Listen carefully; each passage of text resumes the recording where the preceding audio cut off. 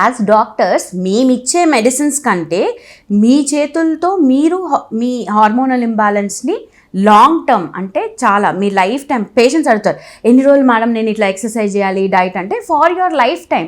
It is not ఈరోజు చేస్తే రేపటికి సెట్ అయిపోతుందో, ఆరు నెల చేసి ఆరు సంవత్సరం చేసి నెక్స్ట్ సంవత్సరం మీరు నార్మల్గా ఉంటే మళ్ళీ రెగ్యులర్గా మీరు తినేసి ఏదంటే అది చేస్తే మళ్ళీ గెట్ బ్యాక్ అవుతుంది. So this should be for life time. ఈ లైఫ్ స్టైల్ మాడిఫికేషన్స్ అనేది లైఫ్ టైం ఉండాలి. మీరు రెగ్యులర్గా ఎక్సర్సైజ్ చేస్తే వెయిట్ తగ్గితే మంచిదే, తగ్గకపోయినా పర్వాలేదు, కానీ మీరు తినే ఫుడ్ మీరు చేసే ఎక్సర్సైజ్ చాలా ఇంపార్టెంట్. సో కంపల్సరీ అందరూ వెయిట్ తగ్గాలని లేదు, ఎందుకంటే అందరూ బరువులకే పీసీఓడి కానీ పీసీఓఎస్ కానీ రాదు.